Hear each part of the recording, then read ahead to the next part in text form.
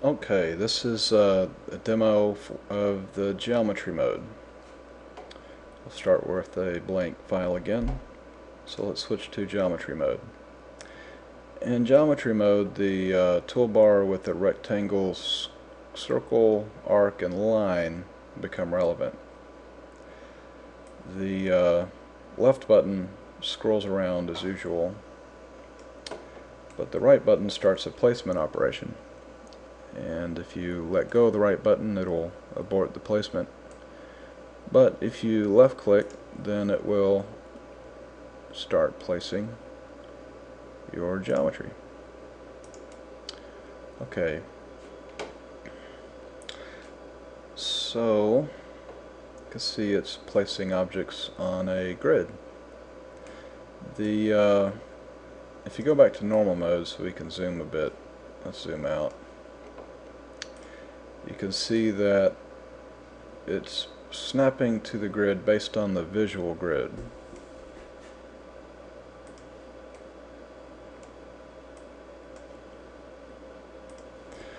Okay, if you don't want that behavior, there's a toolbar button right here that will turn that off.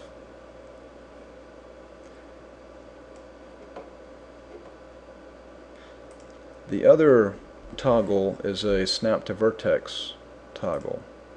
Now with this toggled, see we've made an open shape here. It's not a complete path. If we want to complete this path, then we can, with the vertex toggle set, we can click near one of the vertexes and click on the other one and complete that shape. So that's what that vertex toggle is for.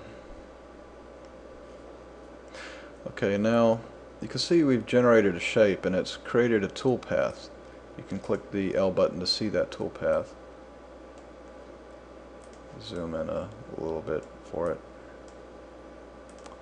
Okay. And so there's the toolpath. You can click go back to the normal mode, and now there will be a right-click menu with a couple interesting options on it. First, you can change the tool size, and it will recalculate to follow that path.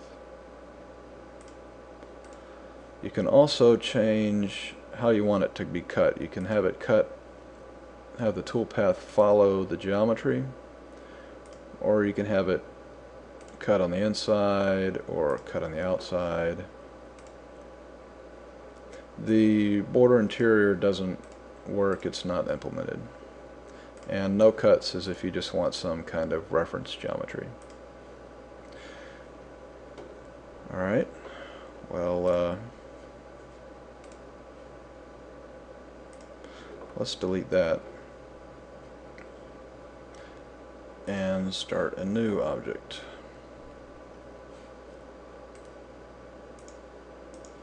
This time we'll show some arcs.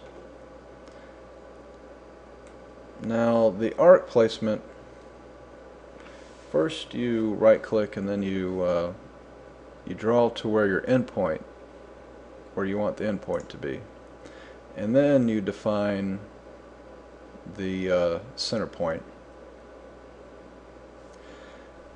this way.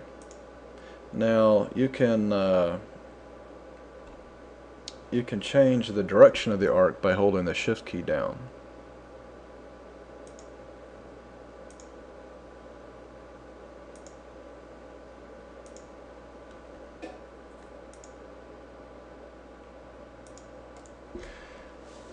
Okay, so now I have a slightly more interesting piece of geometry, and you can cut that from the inside, cut that from the outside, change the tool size.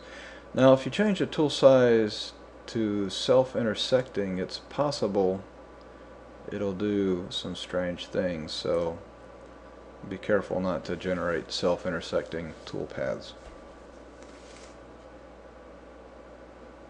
usually the worst that will happen is you'll have to delete that object and start over, but it may crash. Okay, well, let's see. In normal mode, you can also copy objects to the clipboard, and then if you click somewhere else when an object's not selected, then you can paste at that location. So that's a nice little feature.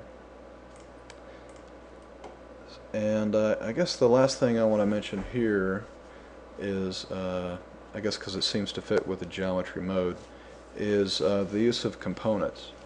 If you save a file, you can later use this Add Component button and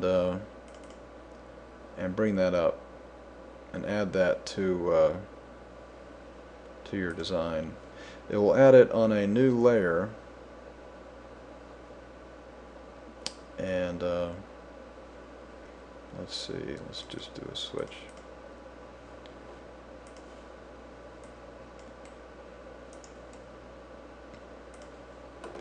Okay, and then in movement mode you can see I'm moving them around to where I would like them to be. And in normal mode, you can see the layer, each object has its own layer, because these are separate border set objects making up this component, but they are all defined as part of that layer.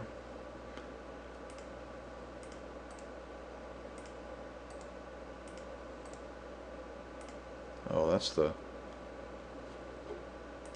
switch. Interesting.